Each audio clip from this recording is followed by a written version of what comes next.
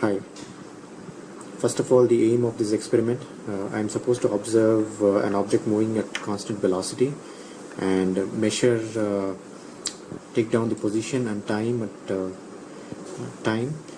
various times, and also build a computational model based on the assumption that Fnet is equal to 0, that is no external force is acting on it.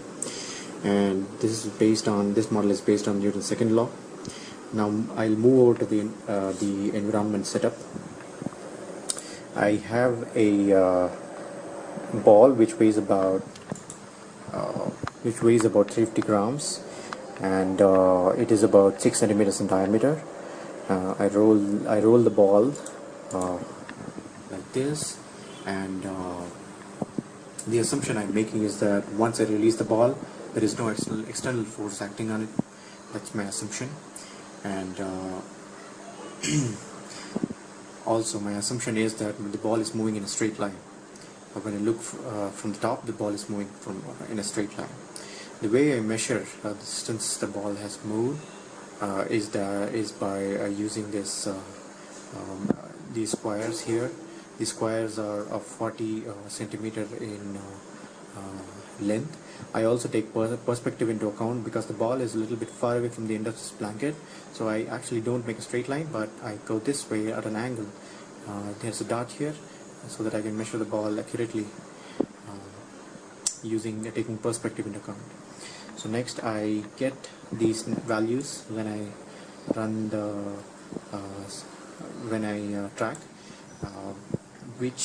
by which I can get the initial velocity of the ball by using the first two observations. Like this, I get minus 1.36 as the initial velocity. With this information in hand, I move over to my computational model.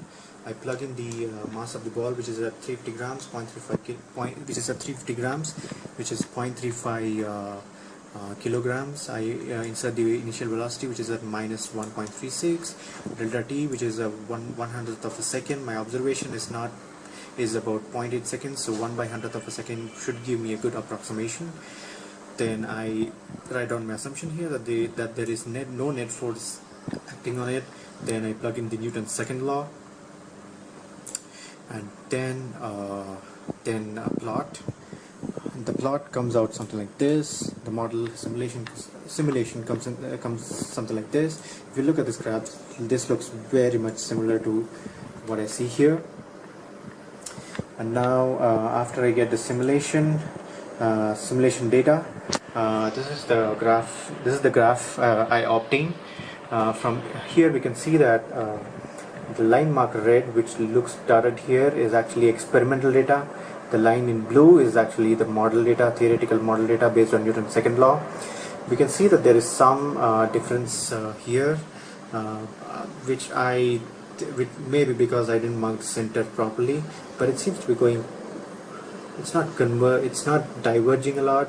It seems to be going very slow after some time. It seems to diverge in the slow direction. That means the velocity is going. The ball is not traveling as fast as our computational model expects it to. So it looks like at this point it looks like the ball is going actually slow, which can be because of two reasons. One is my assumption, both of them based on my assumptions that I said earlier. One is that the net force is 0. Maybe there is some force acting out there which is against the direction of the ball, so the ball is slowing down. The other assumption I made was the ball travels straight. What happens is that if you look at the top view, this is my camera here, and this is the ball direction, the straight line. Suppose if the ball moves in this direction, and this is the assumption I made, that it's moving in the straight line. If it moves in this direction, what's actually happened is that it has traveled longer distance for the time, but when I look at it from the camera, the distance is small. Basically, this is a measurement error. This would be a measurement error. And another thing I'm supposed to talk about is the axis. It doesn't matter. It shouldn't matter if I flip the axis. The motion of the ball should remain same. It's pretty much like if I observe the motion of the ball upside down. it shouldn't change. The observations will not change, just that the velocity would be in positive if I flip the axis. So other than signs, there shouldn't be a big change. There shouldn't be any change, in fact.